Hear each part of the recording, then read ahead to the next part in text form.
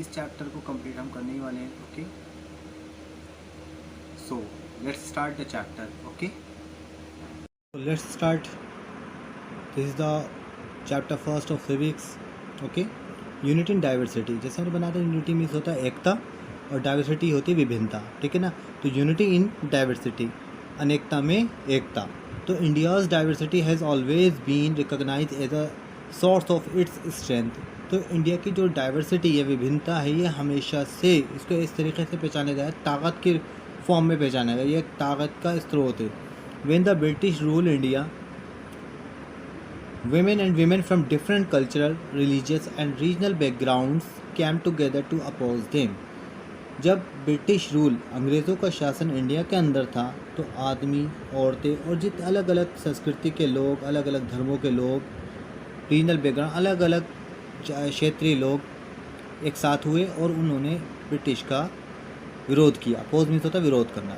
India's freedom movement had thousands of people of different background in it. So हम देख सकते हैं कि जब इंडिया की फ्रीडम कहते हैं आज़ादी को, जब इंडियाज़ के ये जो मूवमेंट किए गए, हज़ारों की संख्या में अलग अलग बैकग्राउंड के लोग जो थे इसमें शामिल हुए। They work together to decide joint actions, they went to jail together and they found their different ways to oppose the British. बस यही था, इन्होंने सब लोगों ने मिलकर एक साथ काम किया, जॉइंट किया, एक्शंस लिए और जेल भी साथ में गए और उन्होंने अलग अलग तरीके से ब्रिटिश का विरोध किया। इंटरेस्टिंगली द ब्रिटिश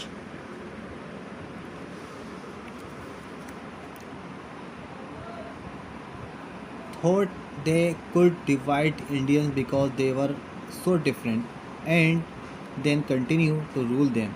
क्योंकि ब्रिटिश ये सोचते थे कि इंडिया अलग अलग लोग हैं, अलग अलग टाइप्स के लोग हैं, इसलिए इनको क्या कर दिया, डिवाइड कर दिया जाए, बांट दिया जाए एंड देन कंटिन्यू और उनको पर रूल करा जाए। But the people showed how they could be different and yet be united in their battle against the British. लेकिन इंडिया के लोगों ने ये दिखा दिया कि हम अलग अलग हैं, लेकिन हम लोग क्या हैं, एक ग्रुप में यूनाइटेड, इट मीन्स बने हुए हैं, और उनके खिलाफ बैटल किया। बैटल कहते युद्ध करने को, ब्रिटिश के खिलाफ। तो इस तरीके से हम सकते हैं कि यूनिटी इन डाइवर्सिटी, इंडिया के अंदर अलग अलग धर्मों के लोग, अलग अलग जाति के लोग भी हैं, लेकिन जब ब्रिटिश रूल था तो इंडिया में सब लोगों ने एक साथ मिलकर एक्शन लिया और इंडिया को आज़ाद कराया। उनके ख़िलाफ़ खड़े हो गए, जेल गए और एक साथ उनके साथ फाइट करी और ब्रिटिशर्स को यहाँ से रन अवे कर दिया। तो यही था कि इंडिया की जो डाइवर्सिटी है उसमें एक यूनिटी हमें ज़रूर मिलती है, एक स्ट्रेंथ है। तो इसको आप रीड कर लिएगा, क्योंकि इंडिया में बहुत, don't forget the days of the blood of friend in the midst of your happiness remember to shed a tear of us. क्योंकि हमें उन लोगों के जो भूलना नहीं चाहिए जिस दिनों में, उन दिनों में जब ब्लड बहता था दोस्तों, और खुशहाली हमें ऐसे नहीं मिली है। बहुत से लोगों ने आंसू बहाए, बहुत से कुछ करें, बस यही चीज़ें, इसको आप रीड करिएगा। Okay, this is very important for you. और अब हम देखते हैं कि this song was sung after the Jallianwala Bagh massacre in Amritsar, in which a British general open fire on a large group of unarmoured.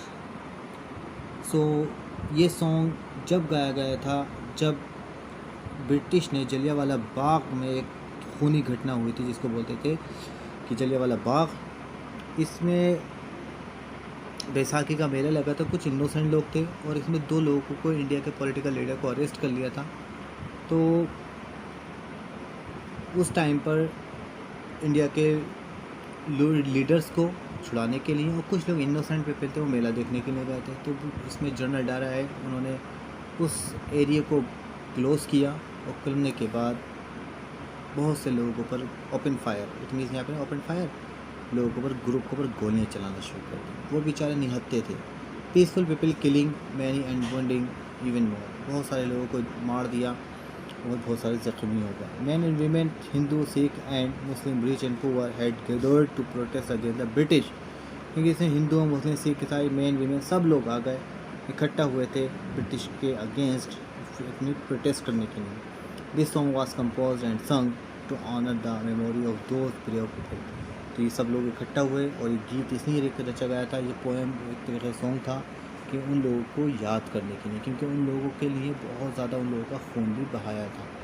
So now we are on page number next. Page number देख लीजिएगा आप लोग. Okay 12 पर अब गए. Song and symbol that emerge during the freedom struggle serve as a constant remember of our country's rich tradition of respect for diversity.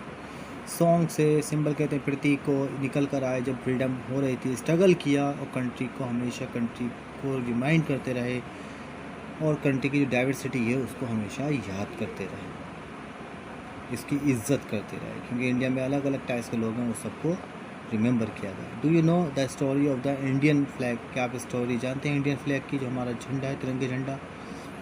It was use as a symbol of protest against the British by people everywhere. ये एक symbol था कि जो British के ख़िलाफ़ था, उन लोगों ने इसको हर जगह यूज़ किया था और आज़ादी के लिए अपने आप को सेक्रीफाइस कर दिया था. तो अब आप देख सकते हैं कि पंडित नेहरू ने delivering on independence day speech, ये पंडित नेहरू स्पीच दे रहे हैं और इसमें सब लोग उसमें इकट्ठा हुए हुए हैं.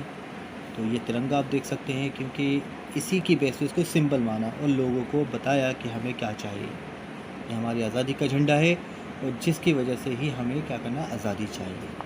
सो now in his book, Pandit Jawaharlal Nehru ने एक बुक लिखी थी कि the discovery of India.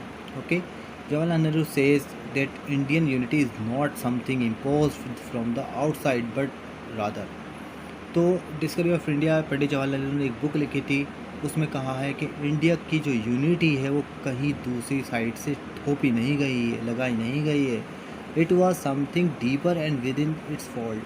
The widest tolerance of belief and custom was practice every variety acknowledge and even encourage. इसको लगाया नहीं गया है, ये बहुत गहराई से इसको मोड़ा गया है, समझाया गया, इसको बर्दाश्त किया गया. यकीन है, रिश्ते रिवाज हैं, बहुत सारे, हर जगह अलग अलग टाइप की नॉलेज इसके अंदर, और उसको हिम्मत दी गई है.